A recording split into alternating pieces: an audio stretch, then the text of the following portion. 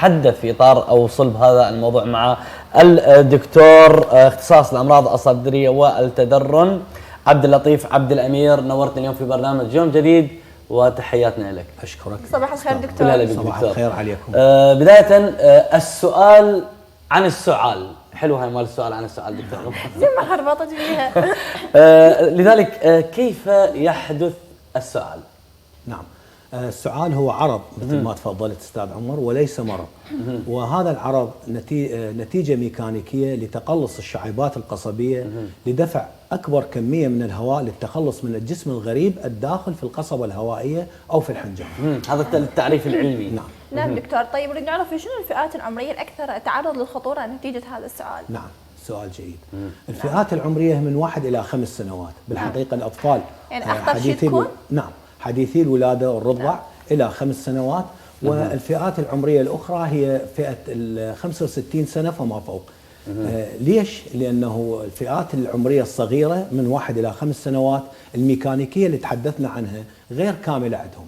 فممكن انه الطفل يبتلع المواد او الافرازات القصبيه، يبتلعها ويتقيأها، او ممكن انه ما يتخلص منها. والكبير السن ايضا اللي يعاني من امراض مثلا مزمنه مثل السكر يكون وسط جيد للجراثيم، او مثلا كبار السن اللي يعانون من جلطه دماغيه، او من لا سامح الله الامراض الخبيثه، او يكونون متعرضين للادويه اللي تخفض المناعه مثل ايضا ادويه الامراض الخبيثه او البريدنيزولون اللي نوخذ للربو. فهذول يكونون اكثر عرضه للاصابه بالسعال وامراض التنفسيه. طيب دكتور، ولو مثل احنا قلت الفئه العمريه من عمر السنه لحد 5 سنين تقريبا. نعم. قلت معناها شنو ما يقدرون يطلعون الافرازات اللي تكون داخل صدرهم، صح ولا مو صح؟ بس اكو انا اعرف يعني اكو كبار هم ما يقدرون، يعني من ضمنهم اني مرات ما اتعرض للسعال هم ما اقدر اطلع الافرازات اللي تكون بداخل صدري. يعني انت تقول مثلا اكو علاج هو راح يقشع او راح يوخر هاي الافرازات؟ نعم. لو الا مثلا هو واحد يستخرج يطلع تدور علاج على الهواء؟ لا ما ادور علاج، اني مو محدد العمر. الدكتور حدد العمر قبل 1 إلى 5 يعني كشفيه رجاء يعني. لا يعني مال على الجو احنا تقول اني عندي مشكله كشفيه. الاطفال يعرفون مثلا يطلعون لي فرازات هاي. قال بس الاطفال، انا اعرف كبار يعني من ضمنهم اني ما نقدر يعني. نعم، هي اذا صارت الحاله مزمنه تصير نفس حاله الست. بس بالنسبه للاطفال احنا نعتني بهم لان ذولا مناعتهم الجسم، مناعه الجسم مالتهم غير كامله، مو مثل الكبير يعني مثلا يقدر يقاوم الامراض. نعم. الطفل ما يقدر يقاوم الامراض اذا استمرت عنده فتره طويله. نعم. وقلت لك الافرازات اللي تصير عندهم وتنتج عن الامراض ما يمكن التخلص منها بالصوره الميكانيكيه المعروفه عند الكبير. انه مثلا قصبته الهوائيه تدفع الهواء بكميه اكبر. اما الناس اللي يعانون من سعال مزمن مثل حضرتك لا سامح الله، فهذول طبعا يكون لازم نعتني بهم عنايه خاصه ونبدي نعطيهم الادويه الموسعات القصبيه ومضادات تحتاج عنايه خاصه.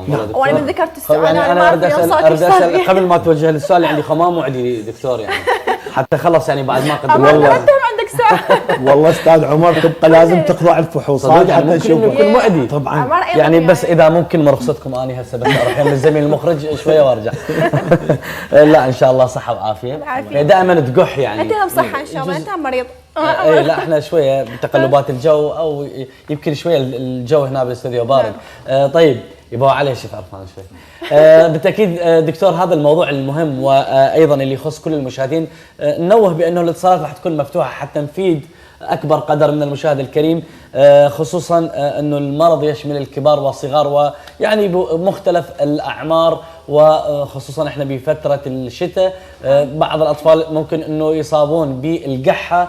هنا راح تصير عند اولياء الامور بعض المخاوف انه لا يكون مرض السعال، لذلك هنا يحتاج الى التشخيص. لا كل ما تمرض الطفل احنا قبل مباشره نروح لا مو للدكتور، نروح خلاص للمضمد نجيب له شراب مال قحه. وهذا شيء كلش خطر. لذلك دكتور السعال هو عارض وليس مرض. حدثنا عن ابرز انواع السعال. نعم والله يا استاذ عمر، انواع السعال ممكن انه تكون على نوعين. احنا نحددها بنوعين رئيسيات، هو السعال الجاف والسعال الرطب. السعال الجاف يبدأ من الحنجرة إلى القصبة الرئيسية، والسعال الرطب هو اللي يكون دائما داخل القصيبات والشعيبات القصبية. الأكثر خطورة لو اثنيناتهم نفس والله سعال الحنجرة دائما ما يكون أكثر خطورة بالفئات العمرية الصغيرة، لأنه الحنجرة هي مصدر التنفس الوحيد هنا.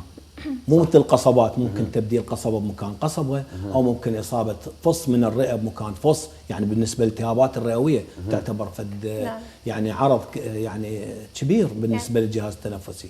بس هنا الحنجره تكون اكثر خطوره بالاطفال، لان هي تعتبر مصدر التنفس الوحيد للطفل. طيب دكتور، شنو اسباب، نريد نعرف، قلت اكو القحه الجافه والقحه الرطبه، شنو اسباب القحه الجافه وشنو اسباب القحه الرطبه؟ هي السعال اول ما يبدا سعال جاف، اول ما يبدا سعال جاف، والغالب بعد الاصابات بالانفلونزا وبعض المضاعفات الانفلونزا مثل البكتيريا الهوائيه، البكتيريا التي تصيب القصبات الهوائيه اللي تعتبر من ضمن سكان القصبه الهوائيه اللي تتكاثر بعد الانفلونزا. ممكن الجاف ينتقل الى رطب. احنا نتعرف عن الرطب هسه. احنا تعرفنا على الجاف، خلينا نشوف. ايضا عندنا اتصال ام بنين. صباح الخير يا ام بنين. الو. الو. صباح الخير ام بنين. الو. يسعد صباحك ام بنين. عيني صباح الخير دكتور. دكتور ياس تفضلي. دكتور عندي ولد عمره 7 سنوات. الشباب بس الصوت من السبيكر ما موجود، اذا ممكن صوتك لازم ما خليت دكتور قحه يابسه بصدره، يعني شلون من يقع هيك حتى كتوفه خطيه يوجعني. تسمع دكتور؟ قليل. بس ممكن شباب الصوت تعلونا. نعم علونا الصوت حتى عيدي سؤالك ام بنين. عمره 7 سنوات، صار شهرين القحه، ما خليت دواء ما خليت ابر، قحه شلون المزمنه بصدري، حتى خطيه من يقع صدره وكتفه يوجع. نعم. اكو عرض ثاني غير القحه؟ يابسين حتى ما تفرز افرازات. سخونه، الم بالصدر؟ اي الم بالصدر، سخونه تروح وتجي. قلتي لي ايش قد عمره؟ قلتي لي 7 سنوات، يعني بصف الاول. 7 صف الاول ابتدائي. نعم. ام بنين غالبا ما هو ابو 7 سنوات ما ينطي اعراض كامله، يعني ما ينطي اعراض كامله. هسه بدنا نحكي احنا على الميكانيكيه للسعال، فيكون بصراحه هذا السعال المزمن عند هذا الطفل يعني يستوجب التحري بهالحاله اذا يسعل لمده طويله. هاي مده طويله، شهرين. نعم. فممكن انه نتحرى عليه بالرقوق الشعاعيه وفحص القشع اذا كان مثلا بيفد اصابات مثلا مضاعفه، فممكن انه نعالجه. او مرات يصير تحسس، ولو التحسس بهالعمر قليل، فاحتمال يكون حساسيه قصبيه اذا انطيناه موسعات قصبيه واستجاب، فممكن انه هذا يكون السعال نتيجه تحسسات قصبيه. شكرا لك ام بنين. وبالتالي دكتور يمكن اعتقد هي يحتاج الى مراجعه طبيب. نعم. اخصائي حتى نعم. ممكن انه يشخص المرض. احنا حكينا على القحه الجافه. نعم. وخلي نشوف الرطبه، هل هي تاتي بعد القحه الجافه لو خلص هي ممكن تكون مباشره رطبه بعد ما يصاب بها الشخص نفسه؟ 80% من السعال الجاف يتحول الى رطب بعد ما يعبر الحنجره، مثل ما قلنا يعبر الحنجره يجي للقصبه الرئيسيه الرغامي، فيستمر تقريبا 5 أيام سعال جاف ومتكرر وذو صوت مميز يشبه العواء، ومن ثم يتحول إلى سعال رطب. وبهالحالة يكون القشع هو أكثر ليونة، ممكن أنه يخرج وياه عناصر البكتيريا وغيرها، أو ممكن أنه يكون وسط جيد للجراثيم إذا ما أخذ علاج، وينزل للشعيبات القصبية وينزل للحويصلات الهوائية. نعم دكتور، طبعا اكو نوع ثالث من السعال او القحه وهو الناتج عن الادويه. نعم. طيب هاي شلون واحد الشخص يقدر يتخلص من هذا الشيء؟ نعم هذا سؤال جيد جدا. بصراحة بعض الأدوية تشجع على السعال، خاصة نعم. الأدوية الأمراض المزمنة مثل أدوية السنوبريل للضغط. نعم. هذه يجب أن نخبر المريض بها، الطبيب يعني مسؤوليته نعم. إخبار المريض على أنه هذا السعال ممكن أنه يسوي تحسس في الحالات القصوى اللي يحتاجها المريض، مثل ما مرضى للسكري ما ممكن أنه نبدل العلاج بسهولة، بس قسم من المرضى لا نقدر نبدل العلاج بعلاج ضغط آخر. دكتور ايضا السعال الديكي، يمكن هذا الاسم المعروف والمتداول نعم. كثيرا، هو نوع من انواع السعال او القحه. حدثنا عن سبب هذا، يعني اللي هو بين اطار السعال الديكي، عن اسبابه، شنو اعراضه ممكن حتى نتعرف عليها. نعم. السعال الديكي هو من اعراض مرض بكتيريا بكتيريا البورداتيلا اسمها، ما ادري يعني اسمها بالعربي شنو بالضبط ما اعرف، بس هاي بكتيريا البورداتيلا هي مسؤوله على هذا السعال، سعال ال100 يوم او السعال الديكي، اللي ايضا مثل ما قلنا هو يصيب الحنجره، وغالبا ما وقل ما يتعدى للقصبه الهوائيه. سعال 100 يوم تقصد؟ نعم. انه خلص لازم الفتره مالته 100 يوم. نعم، ممكن انه يعني ياخذ فتره 100 يوم بدون علاج، ممكن انه ياخذ فتره 100 يوم. وايضا قلنا احنا عدم الالتصاق باللقاحات مهمه جدا، لانه هذا لقاح البورداتيلا ينطى بعمر الى عمر السنتين، ويمكن الوقايه به من المرض الى طول العمر. دكتور طيب بس انت قاعد تذكر تقول 100 يوم مثلا الانسان يصيب بالسعال الديكي تقريبا 100 يوم او غير باقي انواع السعال او القاحات هم تاخذ شهر او شهرين مثل شفنا ام بنين. ها ما تطول اي يوم 10 100 يوم. كل هاي الايام احنا اكيد ما راح تاثر بشكل عام على جسم الانسان، ما راح يسوي له مضاعفات. هو السعال بحد ذاته هو عملية ميكانيكية لطرد الفيروس أو طرد الجرثومة أو الجسم الغريب الوافد إلى القصبة الهوائية والحنجرة، ولكن طبعا تحدث به مضاعفات، أحيانا تسوي انتفاخ رئوي. أيضا نرجع إلى الفئات العمرية الصغيرة، ممكن أنه تسوي له انتفاخات في القصيبات أو شعيبات القصبة، حتى بالقصبة أيضا الربو طبعا. طيب طبعا شلون تاخذ بعد هالفترة هاي كلها وما لها علاج يعني؟ قلنا احنا الوقاية دائما والالتصاق بالمراكز الصحية وأخذ اللقاحات أحسن وأفضل من 1000 علاج، لأن كل العلاجات اللي تعطي يعني اللي تنطي للسعال هي غير واعدة صراحة. نعم.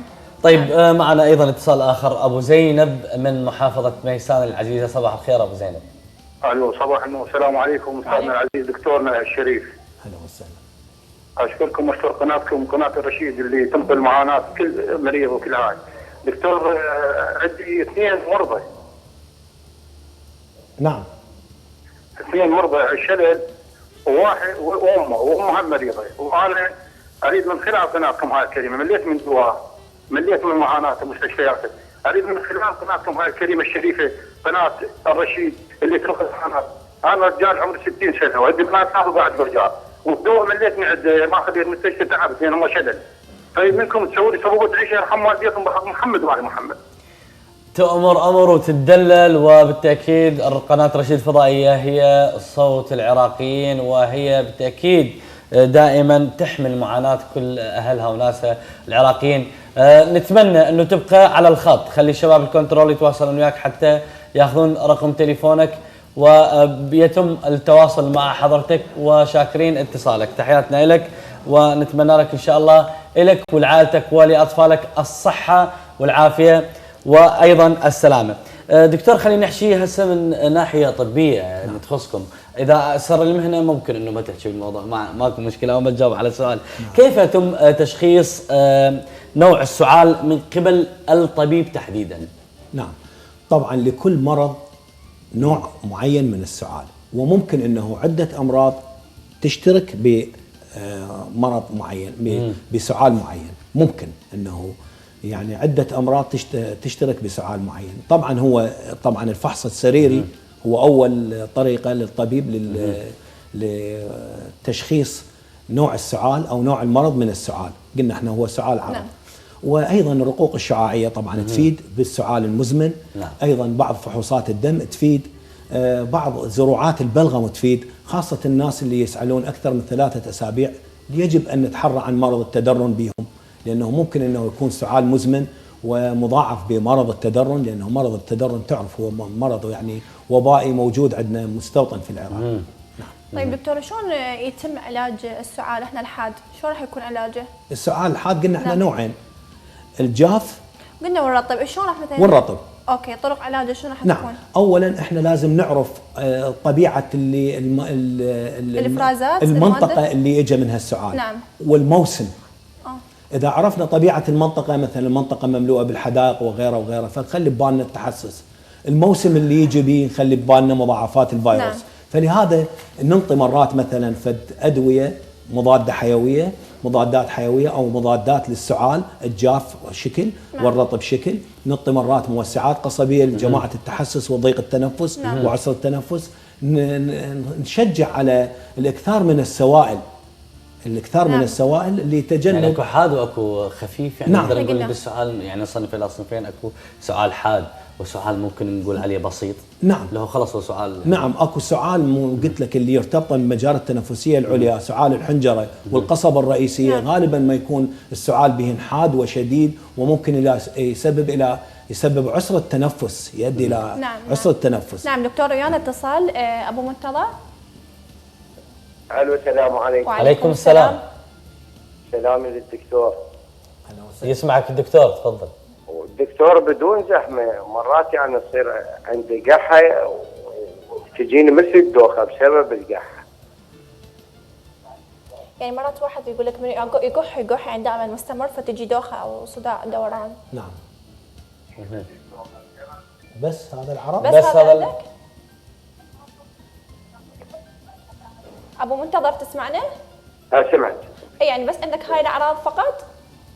اي يعني من قد القحه حتى تصير عندي دوخه. نعم. صدري. نعم. هذا بلغام. نعم. نعم الدكتور طبعا راح يجاوبك هسه على سؤالك هذا. شكرا لاتصالك. هذا سؤال جدا بسيط طبعا. بالنسبة للسعال مثل ما نعرف هو عملية انضغاط هوائي داخل الرئة. نعم. فممكن انه يحدث يسبب ضغط موجب داخل الرئة. نعم. الضغط الموجب يسبب قلة الاكسجين لباقي عناصر الجسم ومن ضمنها الدماغ. نعم. فيكون عنده هذا الدماغ، وايضا القفص الصدري هم ذكرت نعم. المتصله ام بنين هم قالت يعني تتوجع من منطقه الصدر عند القحه. هناك مثلا خلينا نقول الغشاء الرئوي هو السبب. نعم. هنا لا، انضغاط الهواء داخل الرئه يقلل ضغط الدماغ يقلل نسبه الاكسجين بالدماغ، فيسبب هذا الصداع الوقتي. نعم. اما البلغم فهذا يعني انه السعال تعدى منطقه الحنجره وبدا ينزل بالقصبات الهوائيه اللي بها خلايا الافراز للبلغم. طيب دكتور، اليوم تحدثت اكثر من مره عن الوقايه خير من العلاج، وهذا الشيء يعرفه القاصي واداني انه فعلا عندما دائما تاخذ الحيطه والحذر افضل مما ان يصيبك المرض ومن بعدها تبدي تعالج وتاخذ الادويه. الوقايه هنا المشاهد الكريم يريد يتعرف شنو طرق الوقايه من الاصابه بالسعال، يعني ممكن انا اخذ احتياطاتي، ممكن احصن نفسي حتى ما ممكن انه انصاب بهذا يعني بالسعال حتى ما نقول مرض. نعم. زين. يعني ناخذ مثال. زين. مثال يعني احنا شلون راح نتوقع من المرض؟ اما عندنا شخص مريض داخل البيت زين. يجب ان يراعي الشروط الصحيه اللازمه. زين. يفتح الهواء، يقلل الازدحام داخل الغرف، يتوقع بالشروط الصحيه العامه، يسعل بالكوع او يسعل ب يعني مناديل صحيه. هاي طرق منزليه وقائيه. نعم. ويتلف المواد والافرازات داخل مكان مغلق، ياخذ العلاج اللازم والسوائل، ويقلل التلامس مع الناس الاصحاء اللي داير مدايره. هذا بالنسبه للمريض، الشخص المريض. الوقايه بالنسبه للشخص السليم هو الالتصاق بالمؤسسات الصحيه واخذ اللقاح اللازم. ممكن الزوج ينفصل يعني دكتور؟ استاذ عمر اسئلتك محرجه والله اليوم. لا محرجه اليوم. وانت تقول تناول علي غيرني. لا والله دكتور عن جد، يعني وانت تقول يعني ممكن انه يمنع التلامس او يعني ممكن انك تقرب لاي شخص. يعني كم يوم احنا اكيد اكو ناس من الزوجه تبع كم يوم فري يعني. كم يوم فري. بالنسبه اللي قلنا يلتصق بالمؤسسات الصحيه والثقه بالمؤسسات الصحيه، وذول الفئات العمريه اللي عرفناهم من 1 إلى 5 سنوات وكبار السن ياخذون لزاما لقاح الانفلونزا ولقاح ذات الرئه بالنسبه للكبار.